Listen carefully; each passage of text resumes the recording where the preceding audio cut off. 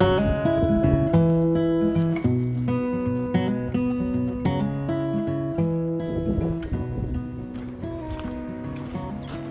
I'm Kasha, and welcome to my YouTube channel, and also my very first ever YouTube video. Today's video is going to be painting process for a painting that I just finished that I'm really excited about, and that also has been in my head forever. In college, I was lucky enough to be part of an outdoor group, and I got the chance to go on a trip to Albuquerque Balloon Fiesta, which was an amazing experience. It just gave me so many wonderful feelings. It was really magical, and the atmosphere there was so wonderful. It really just felt very light, and I have always wanted to paint it. And then, like last year, I actually got to ride in a hot air balloon when I was in California, and same feelings: magical, peaceful, wonderful, very like sunny kind of a feeling.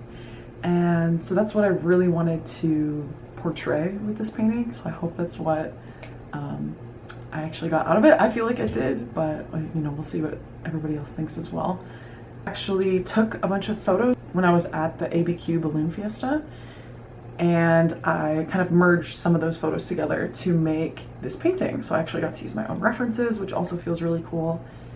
And yeah, overall it was just a really special painting to make. That being said, when I came up with this idea, I knew that I wanted to make it a YouTube video. And because of that, it made me really nervous. This is a very vulnerable place to be in, and to put myself out here like this. And so I think as a result, I kind of procrastinated quite a bit.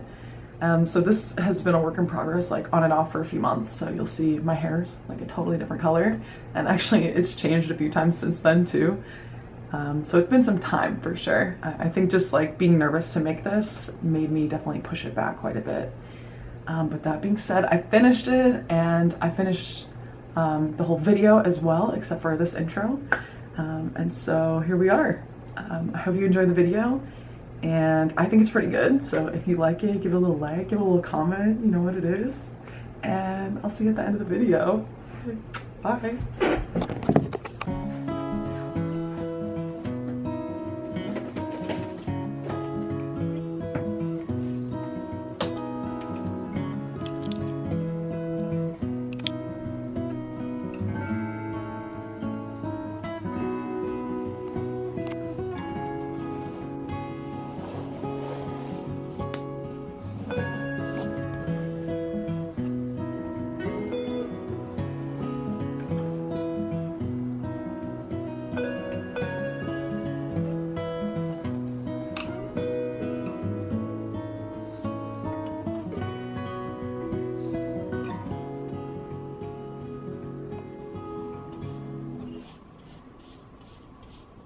So, like a lot of artists, I like to start out my paintings by doing the big shapes. Just helps to get some actual color on the canvas. So that's what I'm doing here. I'm kind of getting the mountains in place without worrying too much about what they look like. Obviously, I'm going to tune them up, make them look a little bit better down the line. But even well before I got to this point, I painted the entire thing blue.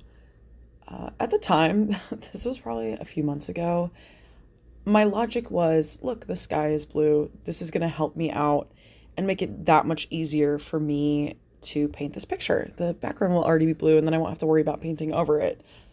Big mistake. The feeling that I wanted out of this picture was lightness, and I wanted the brightness, all the things I just talked about. And the blue that I painted on here is it's blue. Okay. So it's giving cool tones when really what I was looking for was warm tones. So this was a big problem for me in this process. And it took me a while to kind of figure out what I wanted to do with it.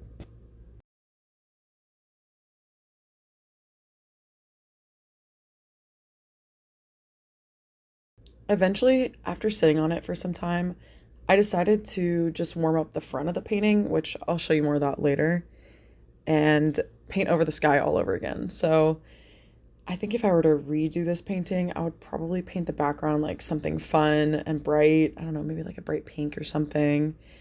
And that would have given me a better starting point.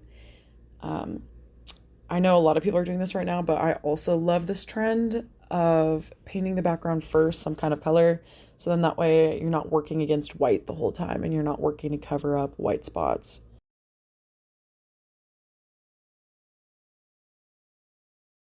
Painting these balloons took a lot of time. I think that was another thing that kind of frustrated me throughout this process is just how really nitty-gritty these are. They just took a lot of time.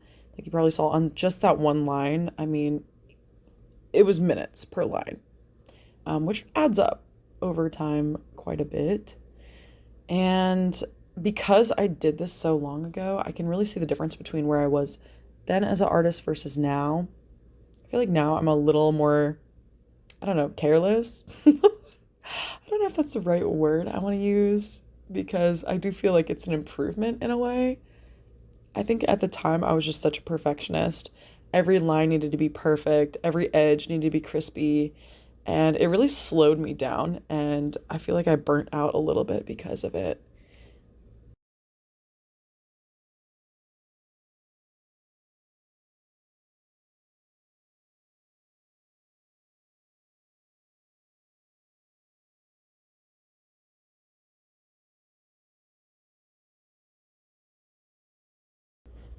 There's a little kitty break. She's so cute.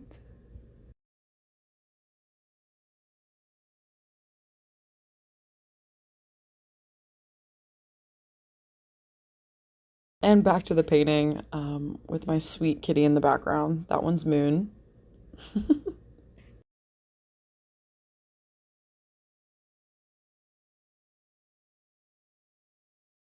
I really like the way that these balloons were turning out. I was really trying to focus on the shading to make it seem like there was a form to those balloons.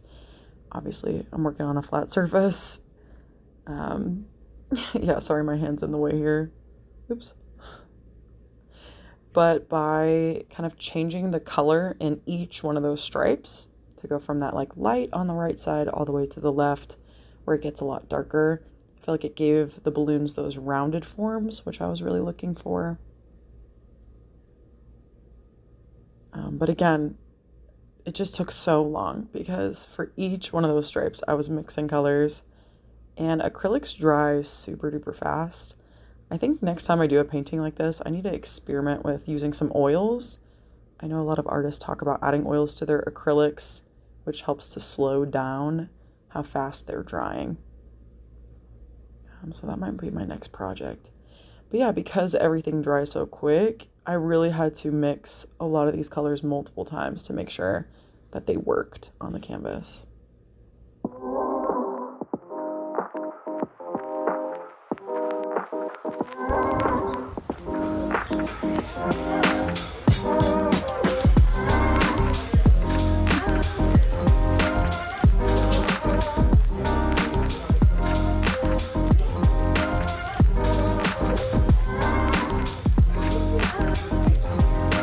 Okay, fall.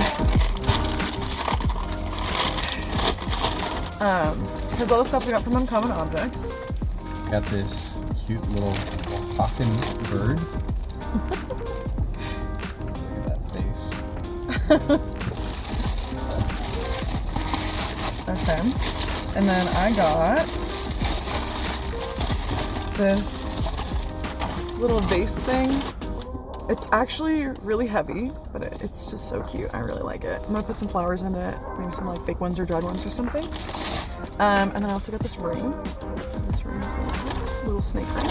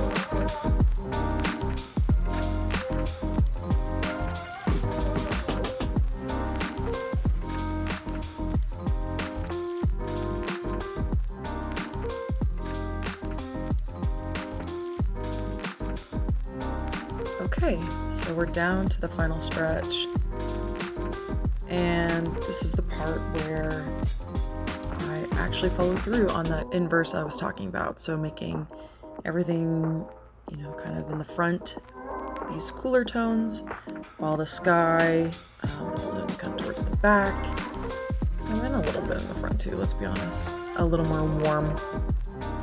So I started with cooling down these trees, added in a lot of blue tones, and then I started repainting the sky. This was the most fun part of the process for me.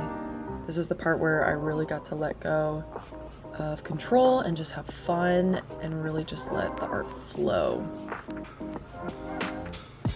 This is always my favorite stage of the creation process, when everything is planned, all the nitty-gritty parts are done, and all that's left to do is just have fun.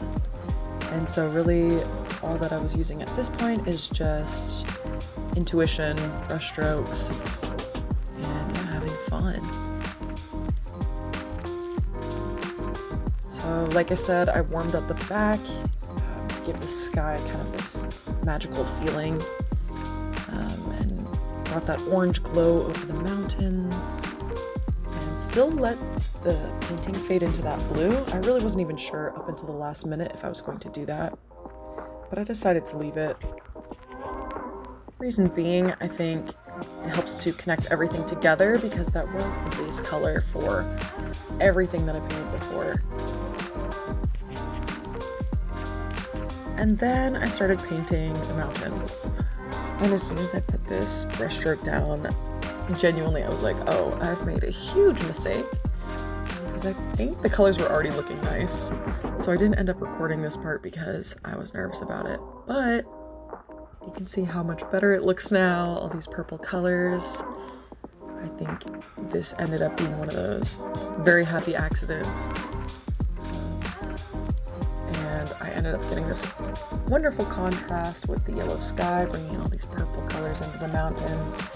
And because I started with that bold black, I think it made me less afraid to mess up and make mistakes and do bold colors. So I'm actually glad that I did that at the end of the day, because I think these mountains turned out so fun, and definitely not what I was picturing when I started out. But again, it was just one of those things that once it started flowing, I couldn't help myself. I just had to keep going with it, and it was making me feel happy, and that's always a good sign for me when I'm doing art.